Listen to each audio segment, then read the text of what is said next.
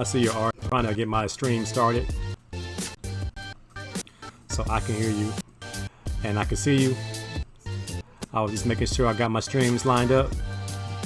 Motown House. There you go. Your A Sports live in the cut on a Tuesday night. Oh man, a lot to talk about tonight. Have a special guest, long time friend, colleague, coach, Long Beach Poly. Art Thompson III is going to join me tonight, and we talk a few topics of interest.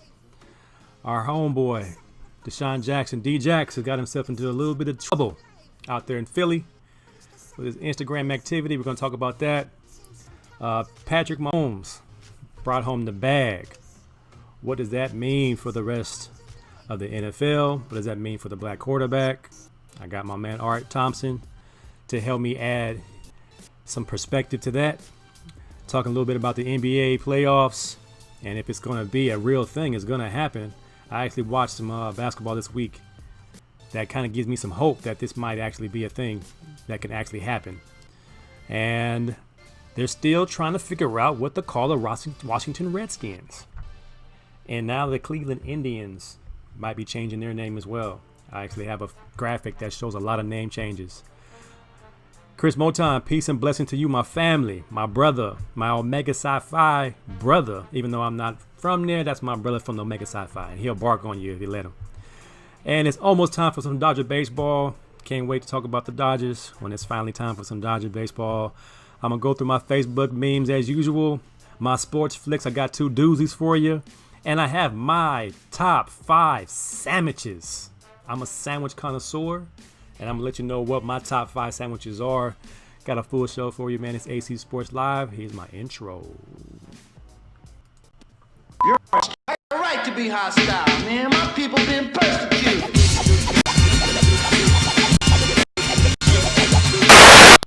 All right, man. So I'm going to do my best impersonation of a announcer and attempt to introduce my buddy Art Thompson III the best way I can. You all know him, you all love him.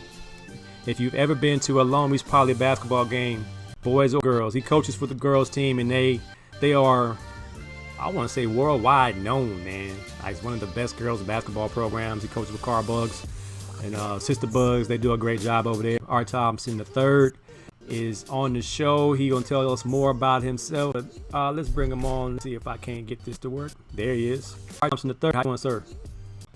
AC, how you doing? My longtime friend. Hey, man, I can't complain. Today is a blackout day, so we didn't spend any money today. So I'm in here trying to figure out what can I cook in the 9th hour. But you know, I was the same way. I had for dinner. I had some celery and some cherries and some turkey sausage that I bought about 4 or 5 days ago. I didn't spend any money today.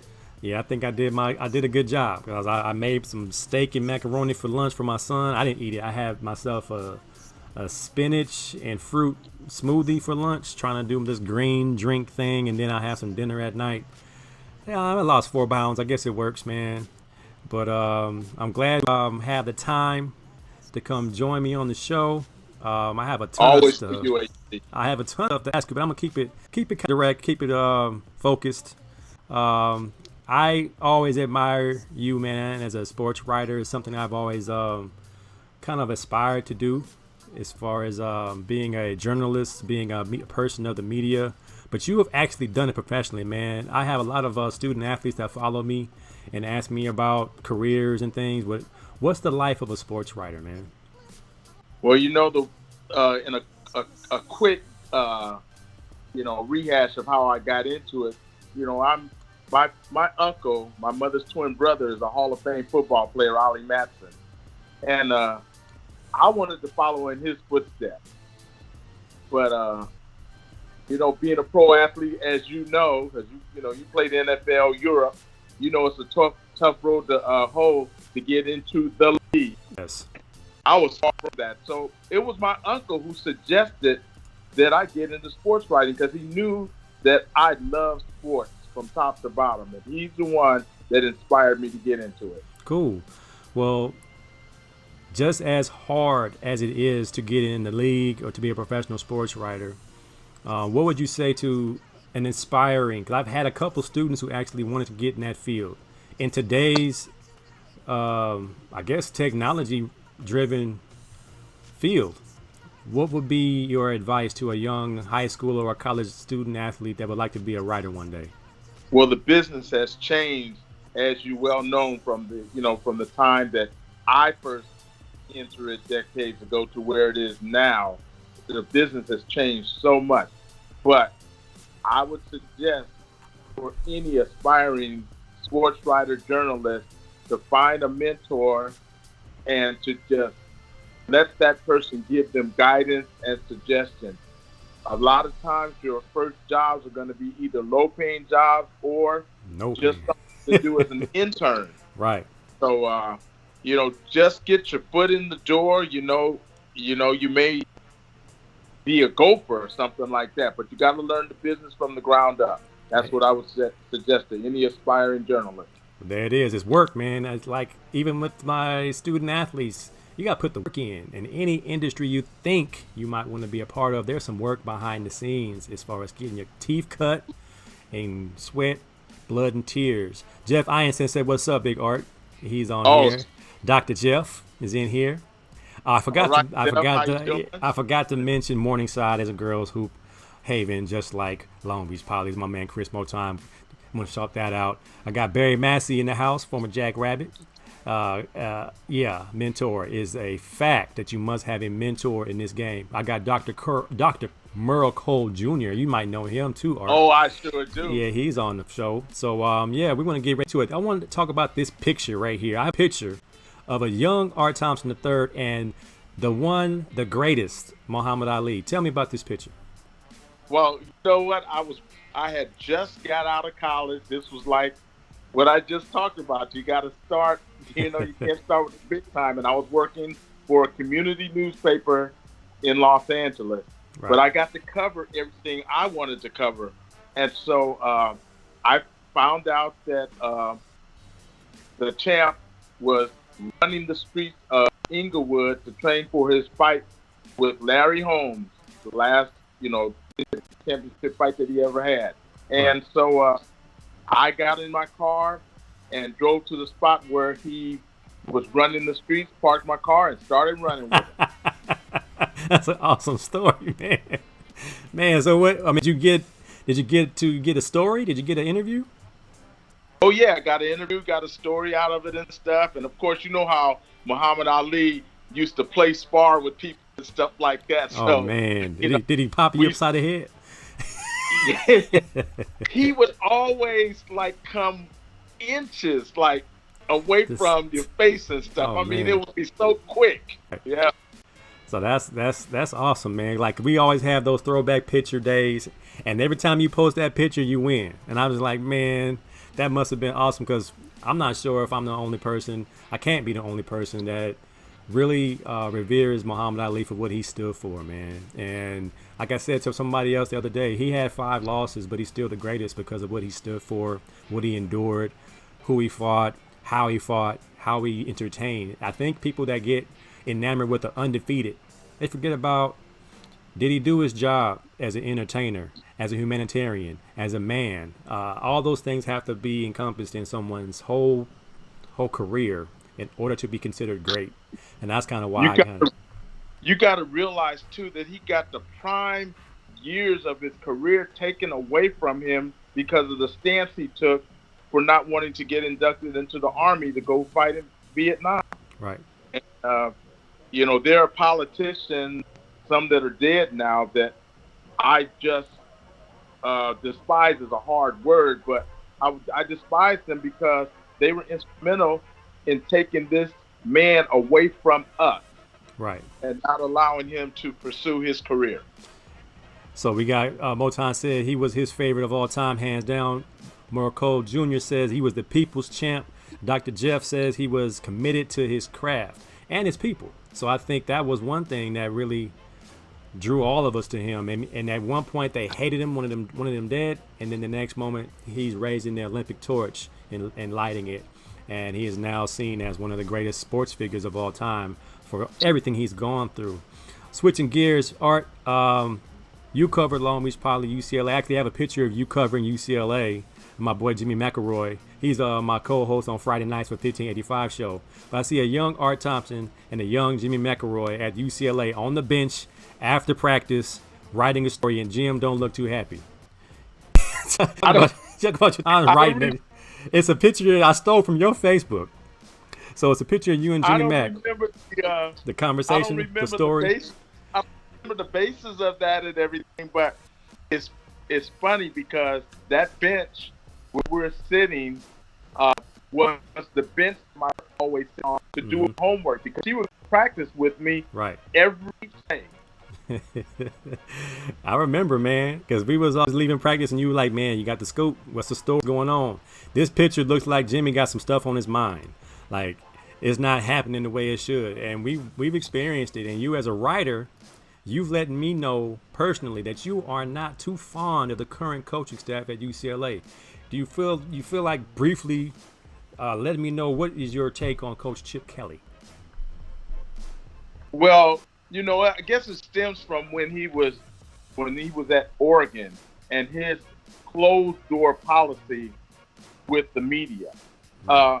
And my stance has always been, you need to let me do my job because I'm not going to interfere with you doing your job. Right. But when you do things like that, you're infringing on my ability to work, my job, and how I take care of my family. And that's not right. Hey, man, I understand it because when I joined the media as a young broadcaster trying to make it as a sideline reporter, I've had a few coaches not give me a minute. And I just could not understand. I know if I was a coach and I saw a reporter was waiting all practice, all meetings, just for a moment to get a sound bite or to get a comment, and they would say, man, I got no time. That's the worst feeling in the world. And I feel for you guys that do it for a living. I was just trying to break into business and I got shut down by coaches I knew personally. So I understand, man. We got Clarence Roan in the house. I got a Long Beach Poly reunion in the house. Big Clarence. What's going on, brother?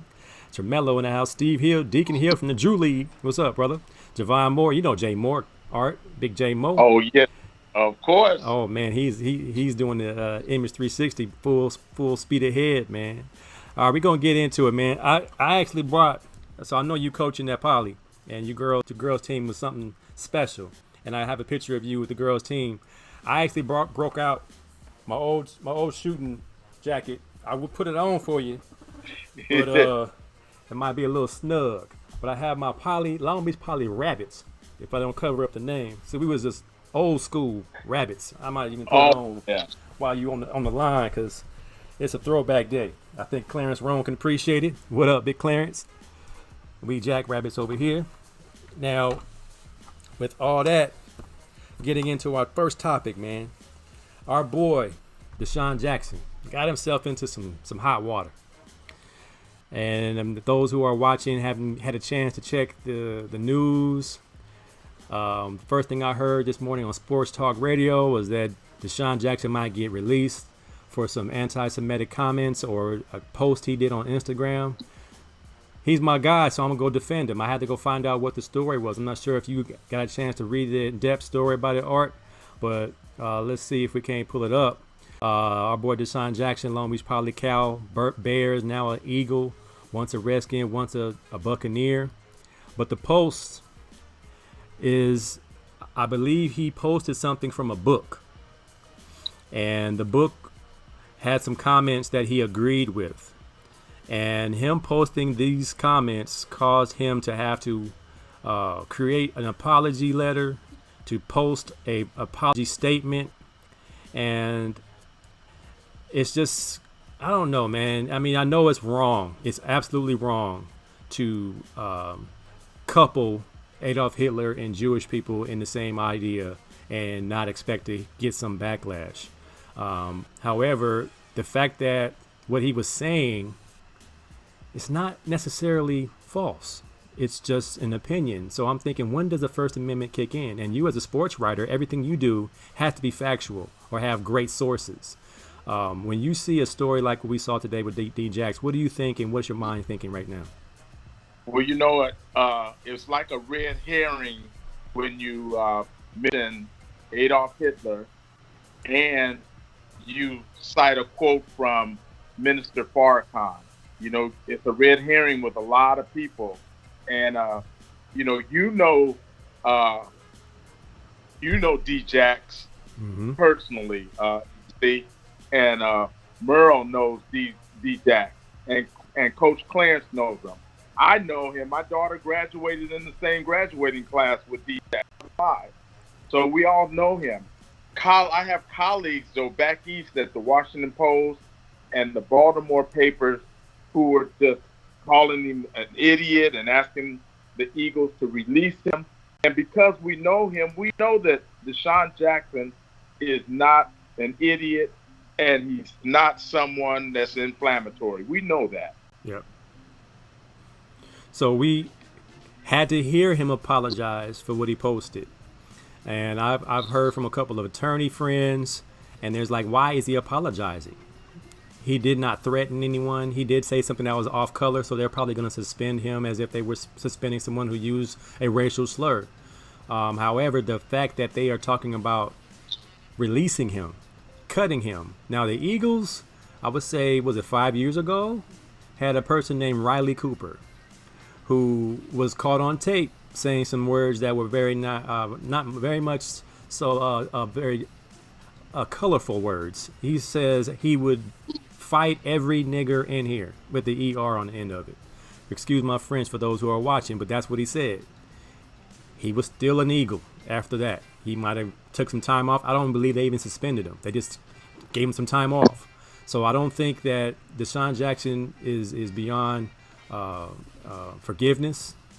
If they spend him or give him a little fine or something, I understand that, and make him become a spokesperson for the, the people that don't say crazy stuff on Instagram. I don't know how they're going to do it.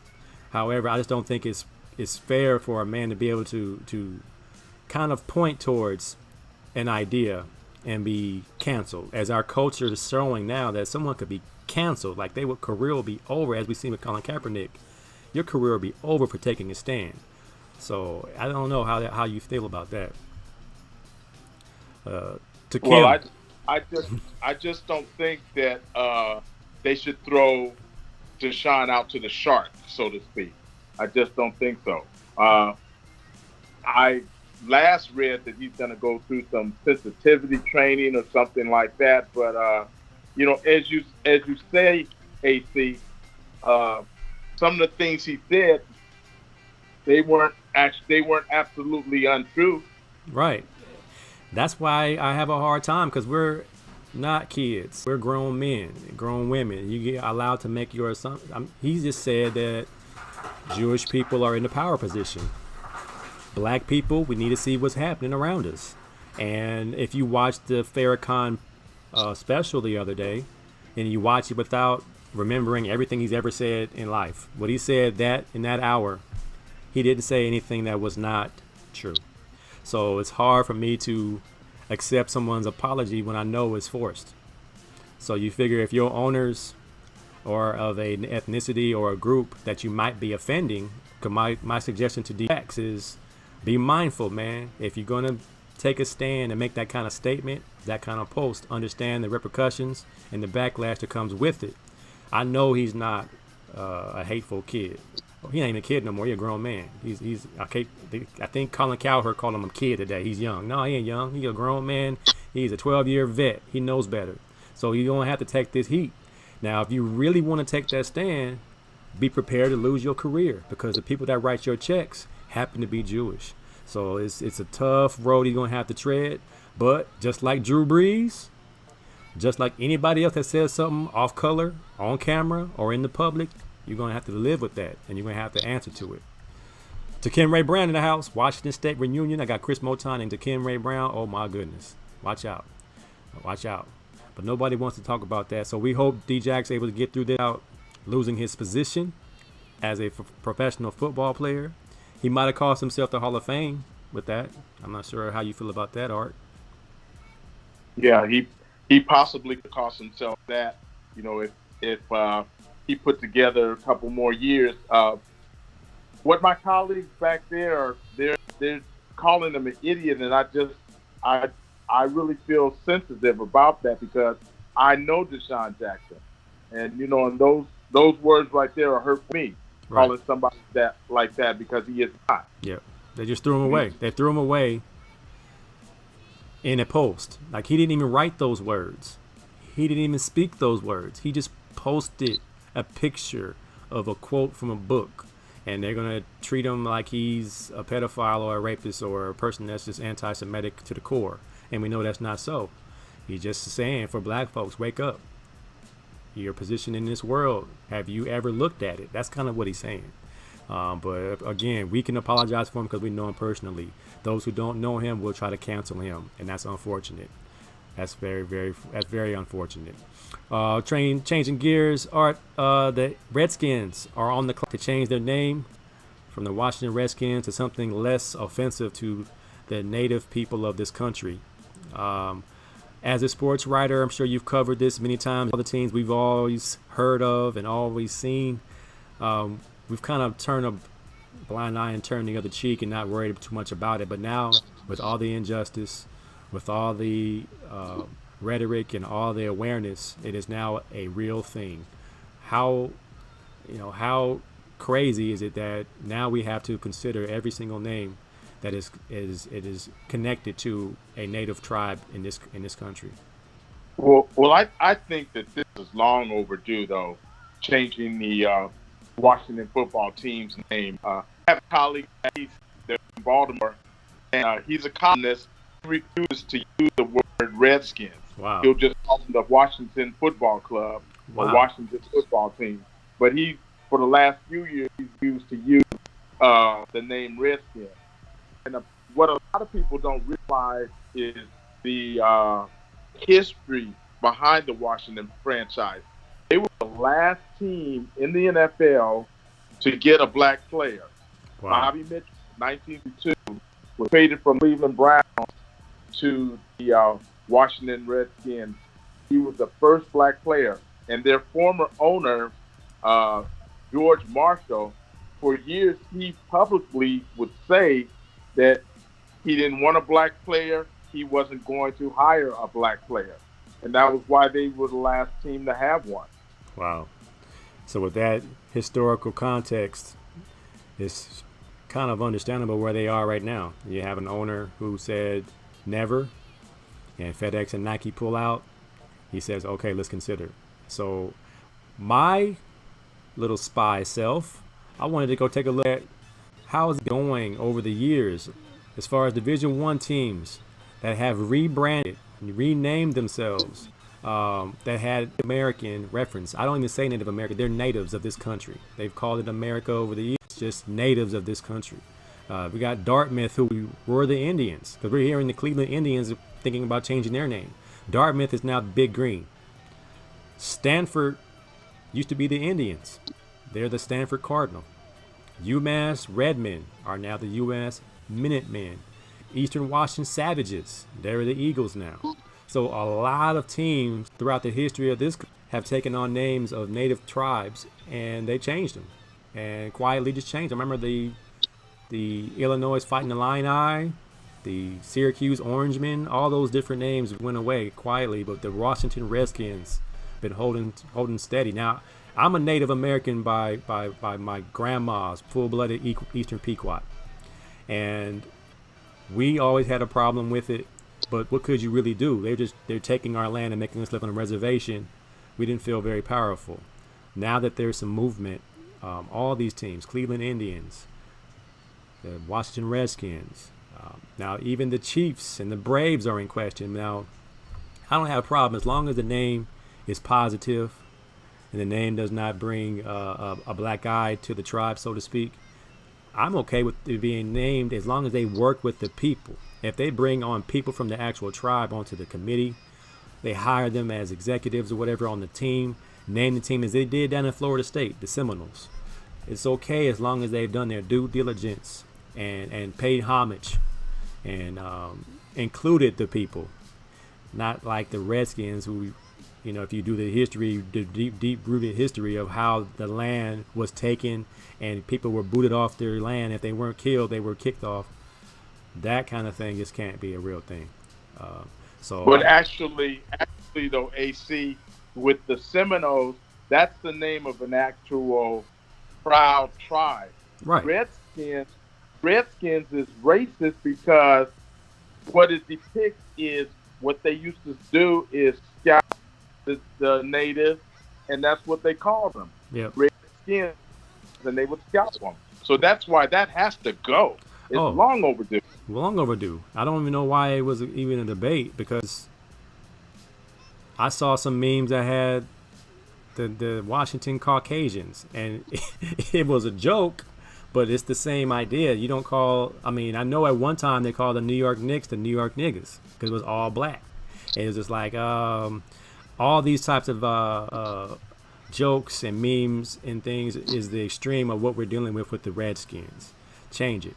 It's just if you offend one, like I keep hearing, well, if you poll Native Americans, 50% of them don't care. Like, if you offend one, I'm thinking you need to change it because you don't want to be that person. And I think Snyder is seeing that. We got Mike G, 562.org in the house. Who is that? Malika? Chris, what's up? Comrade Coleman, USC. So, yeah, man. So, it's a long overdue. And I'll be interested to see if the Indians follow suit. And do you have a vote for a new name for the Washington football team? Right now, I've been trying to kick around some names in my, on piece of paper and everything, but I really haven't come up with something. I wanted to call them the Washington Nats, but you already got the Nationals, and so that would be confusing right there. Yeah. So I'm not sure. Yeah, I keep hearing Warriors. The Red Tails was a good stab at it, but I don't think they're gonna go with an African American connotation at this point in time. It would be too much for Daniel Snyder to take in. Chris Moton said the Generals. I'm thinking Warriors, Generals, Sentinels, Senators, something kind of like, I wouldn't say American, but I'd probably more in line to say something more politician-driven type of statesman, Washington statesman, something like that. Well, there was a pushback. There was a pushback against the Washington Generals because they put that connotation on them as being perennial losers because they used to play the Harlem Globetrotters all the time, and they were supposed to lose. So that was a pushback from that. Right. But I would go with Washington Generals. That would sound good to me. I thought it would be good, but again, the Globetrotters they're going to sell their rights to it so they can use it. Chris Morrison in the house, AD, St. Anthony's High School. So, yeah, man, I'm waiting to see. I heard that Coach Rivera and Daniel Snyder are kicking some names around. We'll see if they come back some generic like the Bulldogs or something simple. But we'll see. Now, our guy Patrick Mahomes, speaking of the Chiefs, just brought home the bag of all bags. $450 million for this kid. What do you say about that? Well, you know what? As the number is just blows all of us away. All of us that are would never see that type of money. It blows us away. But then you have to look at it like this, AC. 10 years, 450 million. What could be the price of a quarterback of his stature after 5 years from now? Right. You know, he may have given the Kansas City Chiefs a bargain deal. Right. As crazy as it sounds. Right. I heard today that a franchise like the Kansas City Chiefs makes $30 million a game, like $30 million a playoff game. So he made his salary basically in one game. And in the course of the 10-year span, the $45 million per year, if you average it out, it will be a deal after it's all said and done. I'm going to have my buddy Everett Glenn from the Boss Program, who was an attorney, the former agent, told me that he won't see a half of that $450 million. So I want to talk to him about the contract details and what we're not seeing as a fan. As a former player, I don't understand all the inner workings of a contract. But he said, hey, man, AC, let me tell you what's really happening behind the scenes on these contracts. So it sounds like a great number. Now it makes it seem like Dak Prescott is doing the right thing. Because if he does not get paid this time, as far as the contract is concerned, he will be underselling himself when it comes to long-term wealth. Because once you hit that high point, like this was the best 2 years any quarterback's ever had as far as Patrick Mahomes is concerned. MVP, Super Bowl MVP the following year, and he's 24. And Andy Reid's not looking to retire anytime soon. So that might be 5 more deep playoff runs.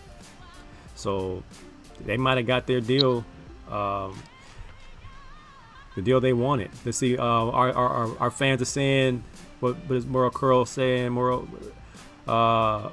Cole says, big bank, tank, little bank. Okay. Chris Morrison said he got that back. And Chris Moton says, big number, let's see how much he actually gets. I think it's $100 million guaranteed with injury. So if he doesn't play one more down due to injury, he still gets $100 million. Moton says, NFL contracts ain't worth the paper they're written on. Anything can happen in the NFL contract. What's the guaranteed dollar? What's the signing bonus? That's probably the key number. But big, strong kid. I don't see any weaknesses. He got a little injury last year and came back even stronger and continued to win, and they won the Super Bowl. So good for him. Good for the Chiefs. Does that change the landscape, though? As the elephant in the room to me, does that change the landscape for black quarterbacks in the NFL? Is it no longer he's a black quarterback? Can he be an elite quarterback? I think that might be what we're looking at. Is that something you see when you see that kind of number for a kid who is visibly a African American by dad, and his mother is Caucasian, but that makes him a black quarterback? Does that change the whole narrative? Well, absolutely. In my mind, it does. It helps people like that are coming along, like Dak and Deshaun, those guys like that, and quarterbacks that'll be coming up through the ranks. Yeah, he set the bar up a little higher for them as far as what money is going to be available. So I absolutely applaud this. Yeah. It's going to be good for the quarterbacks coming behind him. Yeah. Now the bar is set so high as far as production, playoff wins, Super Bowl win. But we'll wait and see, man, because I think it's there, man. Can you flat out play? That's the key. Jimmy Mack's in the house. We were just talking about you earlier. At least show an old picture of Jimmy Mack is in the house. Jimmy Mack and Art Thompson III way back. I want to say what year this was. But Jimmy actually has some guns on this picture. When you get to see the replay, Art, check out the guns on Jimmy Mack. He actually has some, I want to say some 13-inch pythons right there. Yeah, wow. Buddy, the cutoff shirt. The cutoff shirt for Jimmy Mack. So, yeah, moving on. I'm not sure. Have you had a chance to cover the NBA in your career, Art? Like, how much of the NBA did you cover?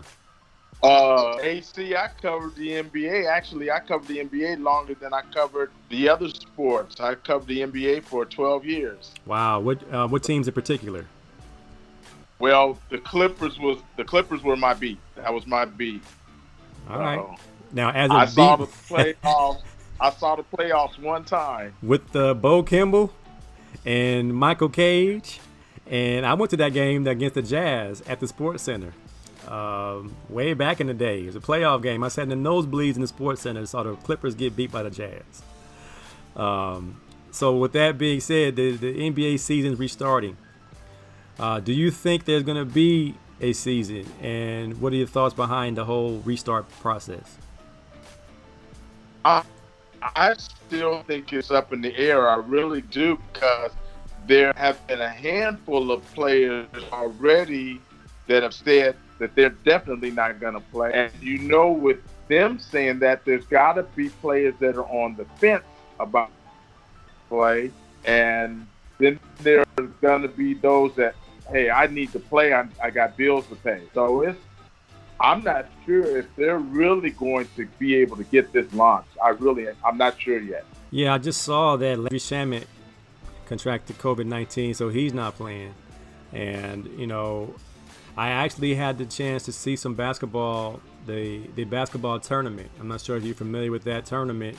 And they're actually going through a bubble, so to speak, with the daily testing, the quarantine before entering, and then staying within confines of a location to make sure everybody stays healthy. And if anybody contracts COVID or comes up positive, that team is eliminated.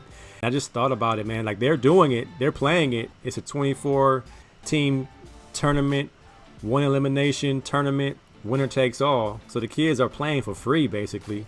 And if they win, they get a little chump change. But they're playing. So I'm like, okay, so they're doing it. No audience. They got banners on the sidelines as the backdrop. And guys are playing pretty hard. They play I believe they played to 85, as if that's the goal of the end of the game. So it makes the games competitive. I can't say I was bored watching it. Now I'm just thinking, now what if this were the big boys and some team got eliminated because a kid or a player got COVID-19? I was like, man, how is this going to happen? Are they going to be able to complete the season? That's what I'm worried about. I don't know. What do you think about the idea that getting started and then something catastrophic happens? Even before that, AC, they're talking about taking the temperatures of these players before they enter the playing facility and all that. And when you're in Florida, or I went to grad school in Arizona, those temperatures are hot.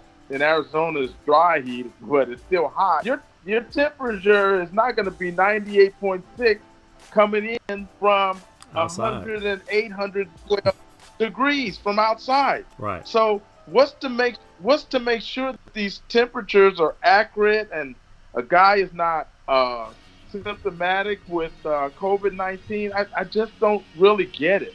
I don't. What do you think about the teams keeping it a secret who has it? So we got the Bucks, who shut down team practice after receiving information that a couple of players were tested positive for COVID-19. What do you think about that kind of thing? Well, that goes right to the heart of what my problem is with these teams being secretive and everything. As a journalist, this goes right to the heart of mine. I think it's totally wrong. The public needs to know what the news is, and if it comes to somebody being infected with COVID-19, the public needs to know who that person is. You don't know who is in that person's family, who they may come in contact with, or anything like that. Right. That stuff should not be hidden. Yeah, Moton says HIPAA covers the privacy rights. So yeah, I mean, no, man, lace out to Ray Booker in the house. It's gonna be it's something we ain't never experienced, man, and I don't know how I feel about it.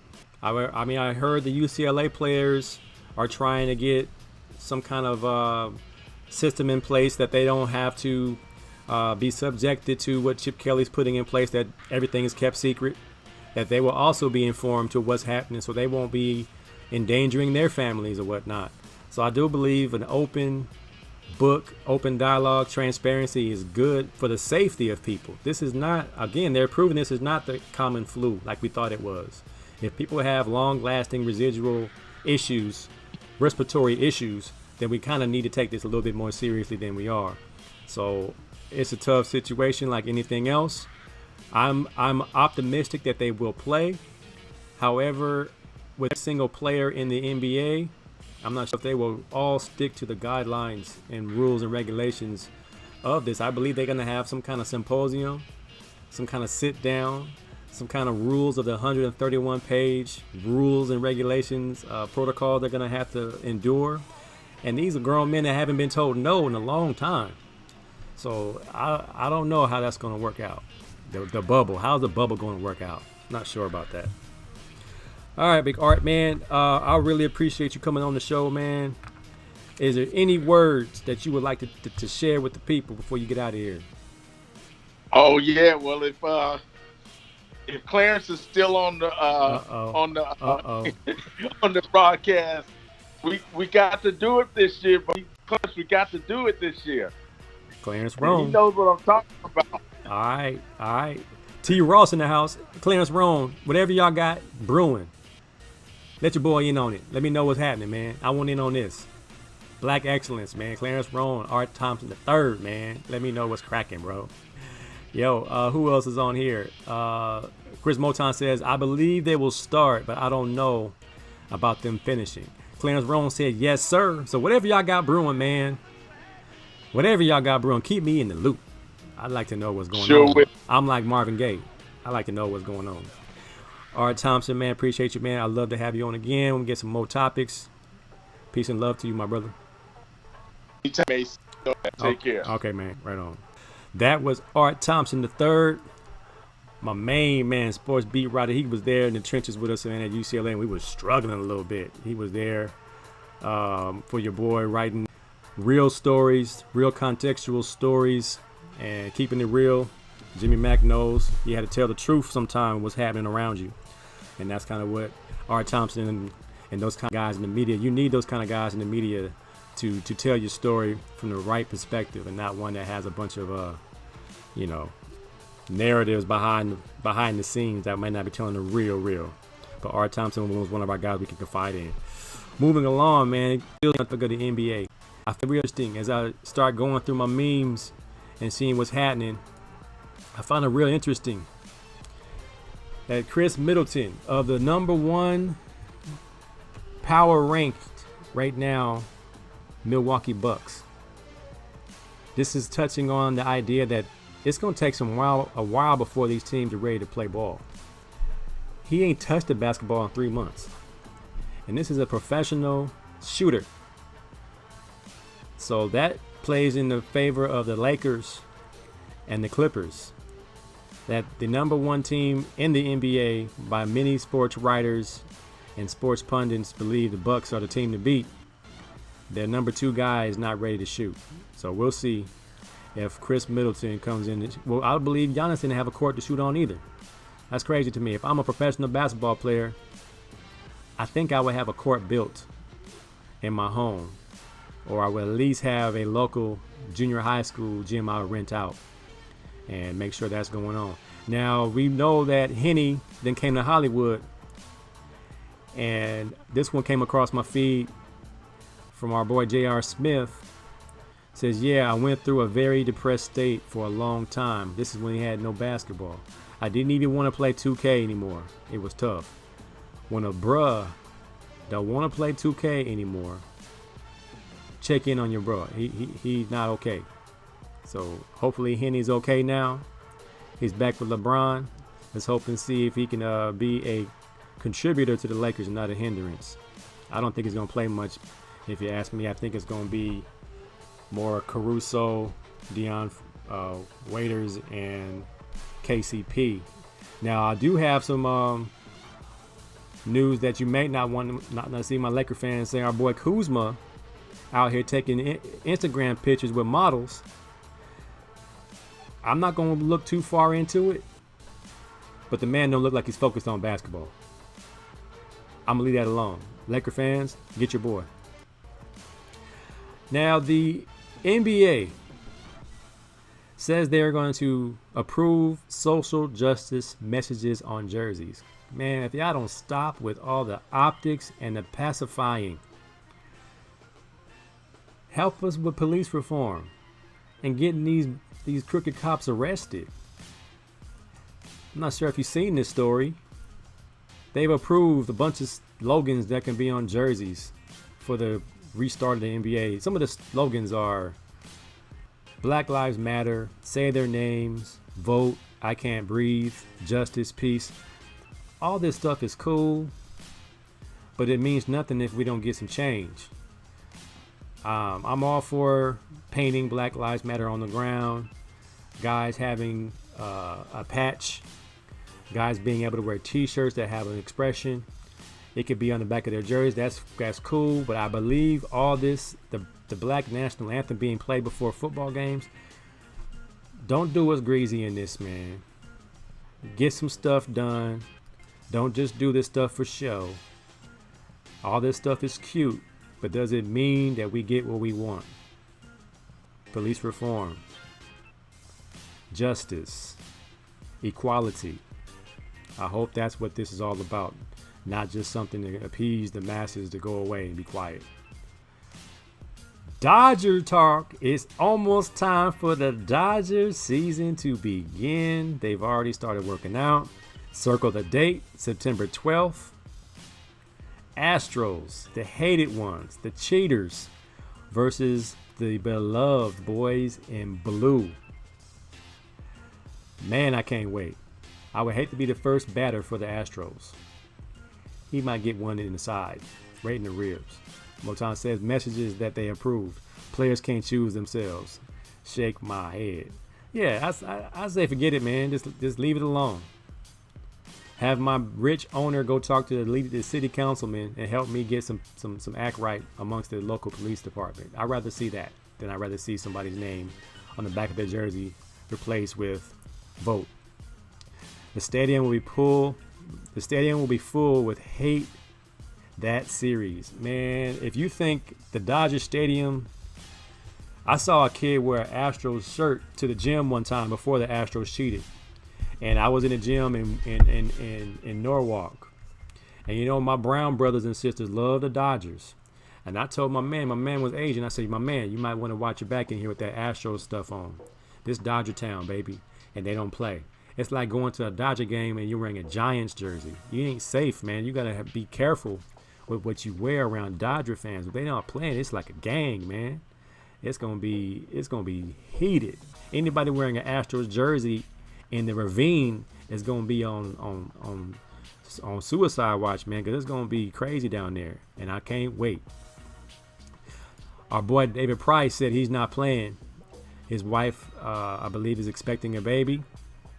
I believe that's his story, but it's family reasons why he's not playing. So he'll have a $10 million hit versus the salary cap. I'm okay with it, man. I believe Jimmy Mack and myself talked about it last week. If you're a veteran, you got some teeth in the game, and your reason is justifiable, hey, man, respect. Nothing but respect, man. You got to do what's best for you and your family. So David Price is sitting this one out. The Dodgers are loaded, man. I don't think it's going to hurt us. David Price was just going to be a good piece. That would probably be a middle reliever. We all right. Championship bound, baby. 60 games. Let's do it. Saw some cute stats come across my feed. Ichiro, one of the greatest hitters of all time. Ichiro Suzuki singled to center in his 10th career at-bat, raising his lifetime batting average to 300.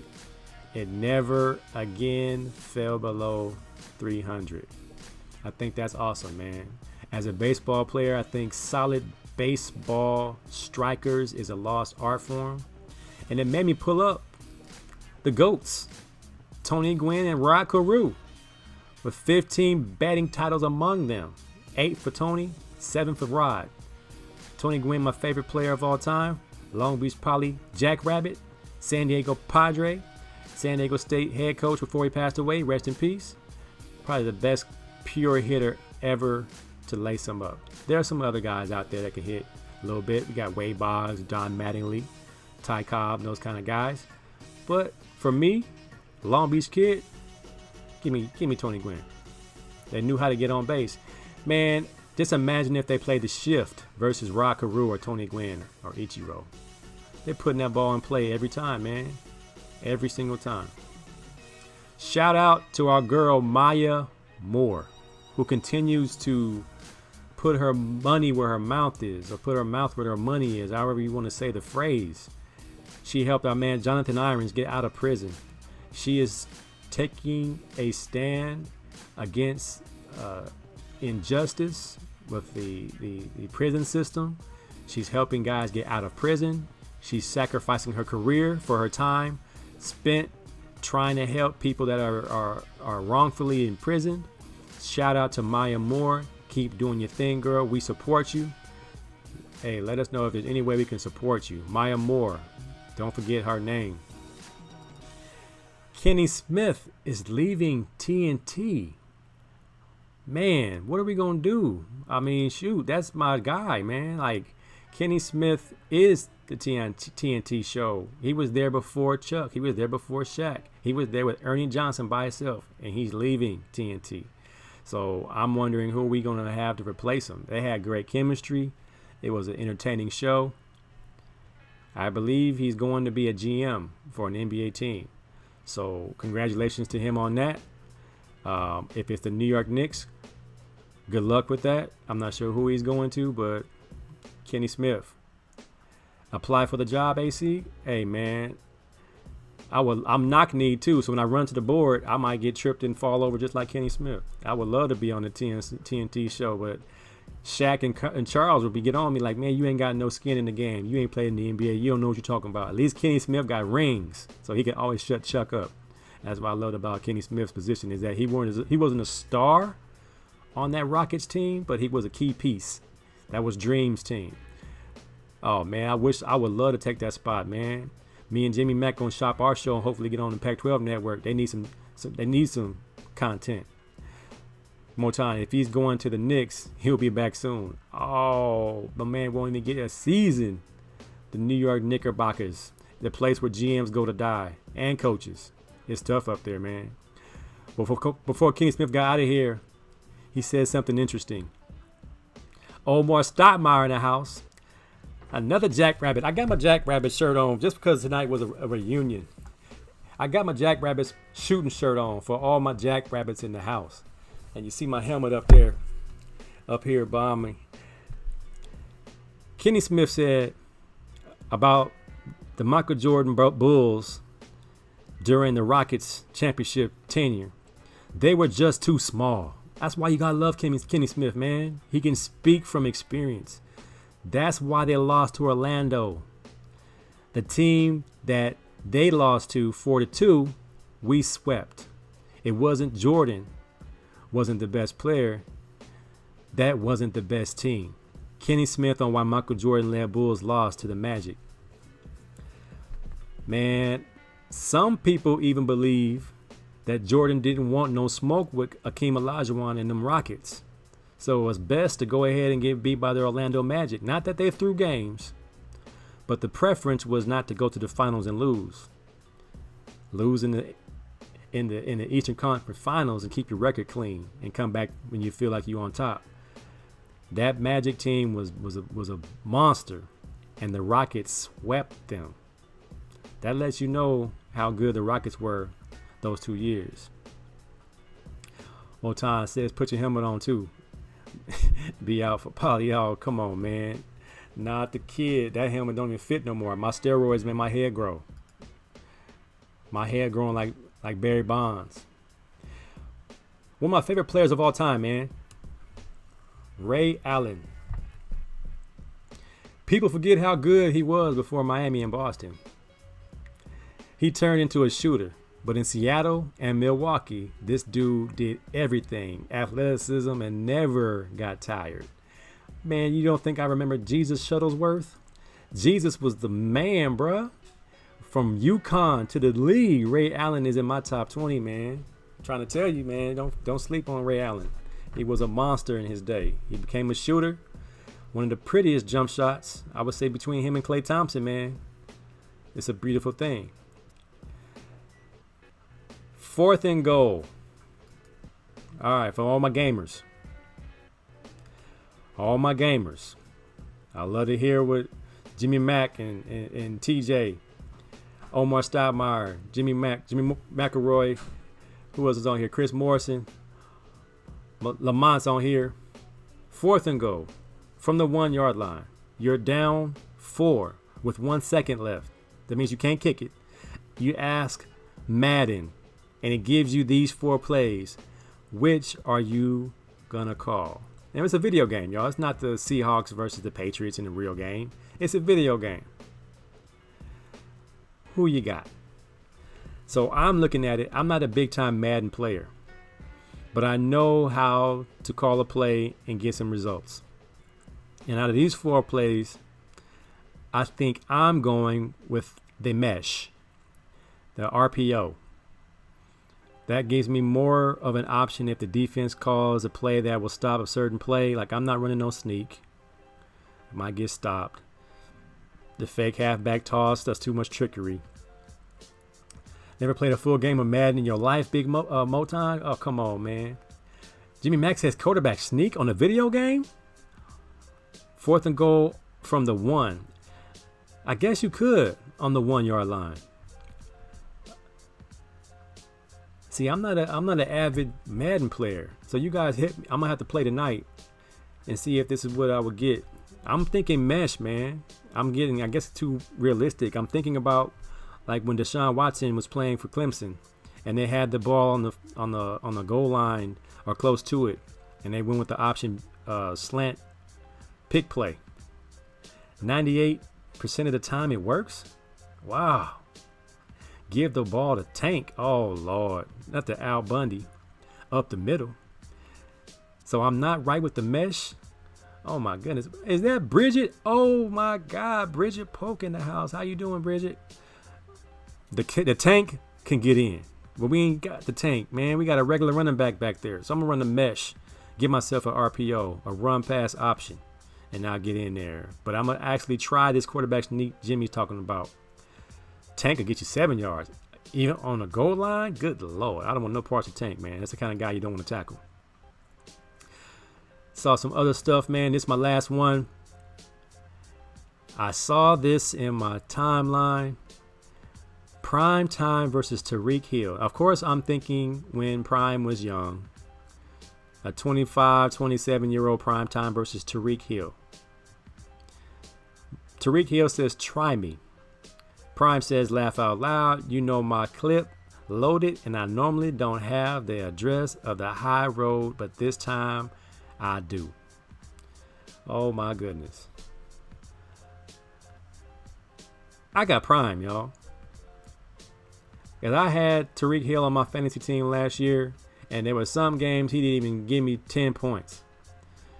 Prime time, in his prime, brought fear and nightmares to quarterbacks and offensive coordinators across the league.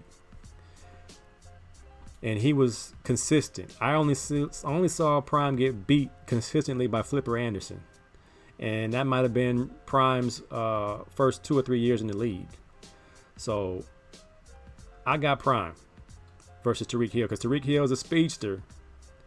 But as far as what needs to happen for him to beat Prime, now he has a great quarterback to throw him the ball who's not afraid of a challenge. But I got to go with the Hall of Famer, man. Tyreek Hill's pretty good, but he ain't no Prime time. Give me Prime. Omar Stoudemire, no. He played for the Cowboys with Prime. And I believe his story was, why are you over the top on Prime's side? And he says, that was the coverage. And the defensive coordinator turned the lights on, stopped the meeting. They said, we pay that man a lot of money to lock down that side of the field. I don't ever want to see you over the top on Prime's side. And turn the lights back off and finish the meeting. That dude was an automatic lockdown that whole side of the field kind of player. Don't throw his way. He's going to get that rock, and it's going to be a pick six. So Prime time all day. All right, real quick, man. I picked up 2 movies I checked out last week. My sports flicks for the week. I had a chance to check out Men in the Arena. It's a movie about football in Somalia. Not American football, world football, soccer. Real good documentary, man, about two prolific soccer players in Somalia. And as you could probably imagine, they don't have the resources, they don't have the amenities, and they want to use their ability to play this game to better their situation. And it takes us through the journey of two guys in two different processes. One gets the opportunity to come to the States and play for a club, while the other is still struggling in a war-ridden country like Somalia and still try to use soccer as a way out. So if you get a chance to watch Men in the Arena, you won't be disappointed. I believe it's on Amazon Prime Video. I've always seen this preview on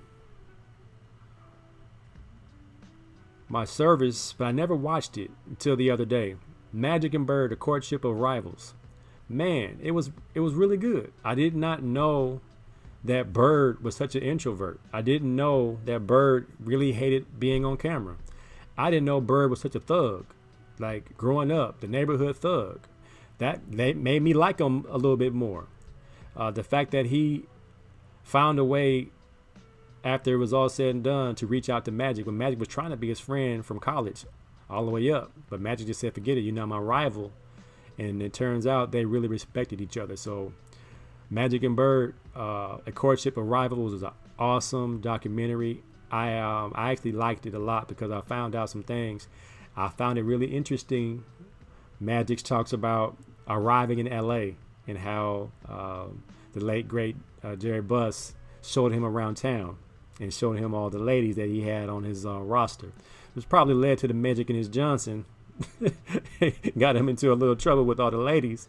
But Magic's Magic, man. And if nobody else could take the heat and the subjugation of catching the HIV virus when he did in 1991, Magic Johnson has been a champion for that cause. Now we all have awareness. We all know what it's all about.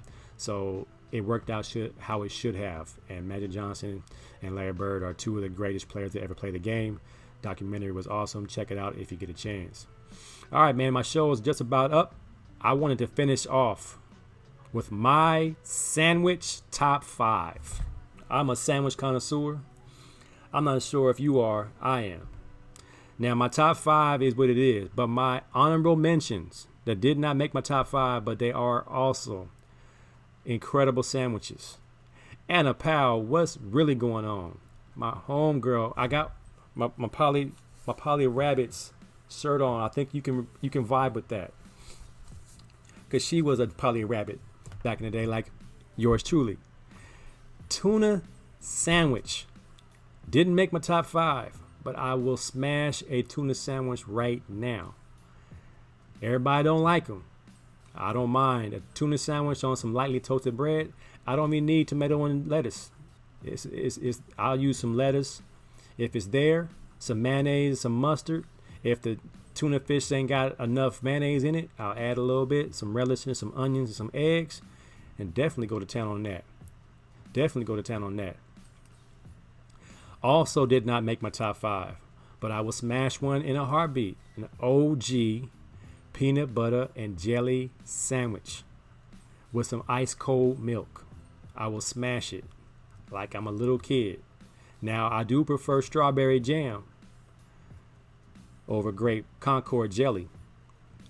I like my strawberry preserves like the next man. So now, those are my honorable mentions. Tuna is decent if it's made at the house. My wife makes a killer tuna fish sandwich. All right, so my top 5. Coming in at number 5, OG fried bologna sandwich. Don't let me have a fried egg nearby. We eating good, real good, with a fried bologna sandwich. Back in the days at training table for UCLA or for the New Orleans Saints or whoever I played for, if they had a chef cooking omelets, I'd have him fry me a piece of meat and an egg, and would sure enough go to town on my fried bologna sandwich. Number 4, OG pastrami sandwich with the good provolone white cheese and pickles and mustard and Italian bread. A pastrami done right. I believe there was a good spot over here. Milk Bar and Pizza had a good pastrami. I think they're closed down now. They had my pastrami. I would drive 35 minutes when I used to work in Watts to pick up that pastrami sandwich, and everybody at my job wanted a piece. So I had to start buying 3 or 4 of them and cut them things in threes and share with the staff at Watts Learning Center Charter Middle School back in the day. Number 3, Italian Hero sandwich with onions and jalapenos and diced tomatoes with 7 kinds of meat, some provolone cheese. Mike's Way, if you go to Jersey Mike's.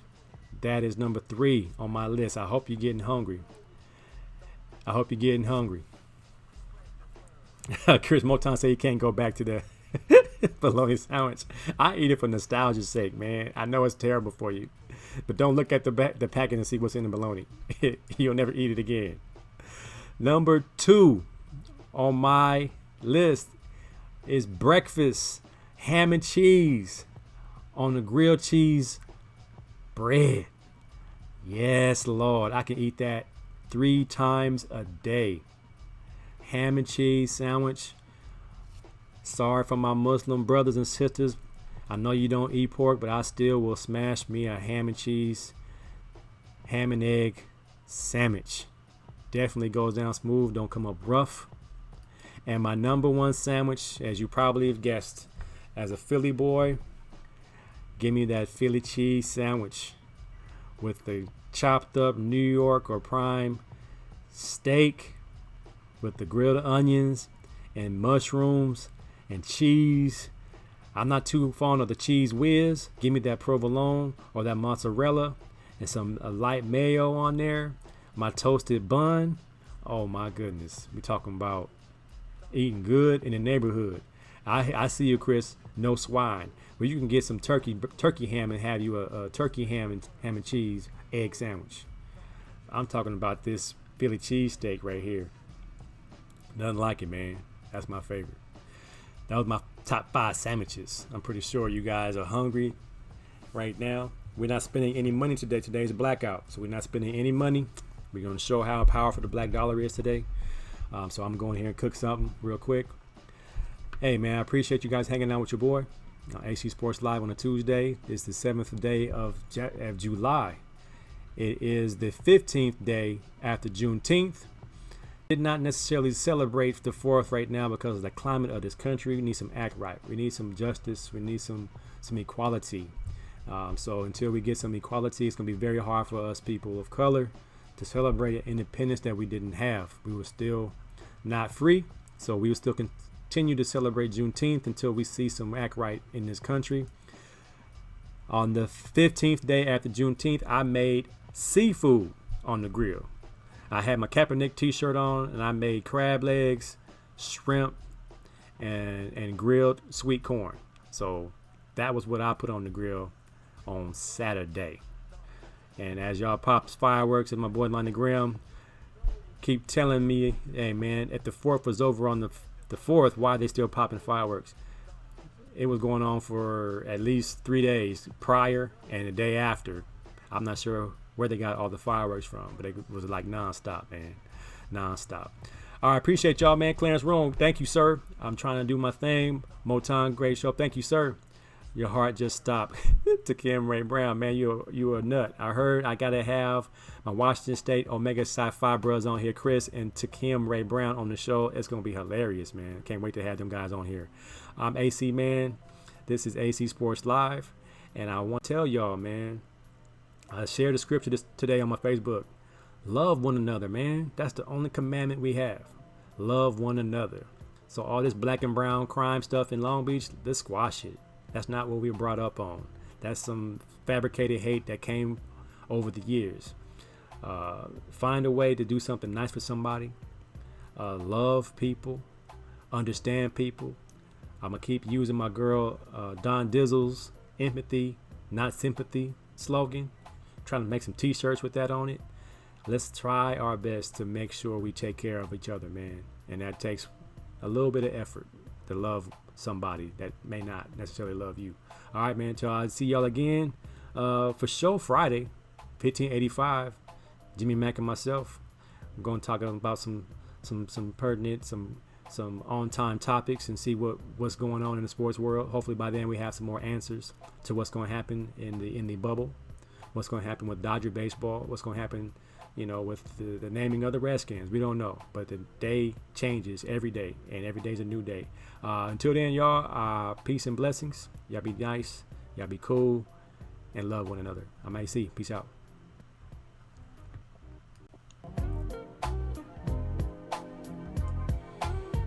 All right, Thompson III, appreciate you, bro. They've been shooting them. They've been shooting fireworks since Easter. GOMAB, Clarence Rome. Appreciate that. I'm on here looking real snug with my sweater on, my shooting shirt on. Let me get out of this. Shout out to my guy, Deacon Nolan, for my new Yeshua t-shirt. Shalom, shalom. Till next time, y'all. Peace.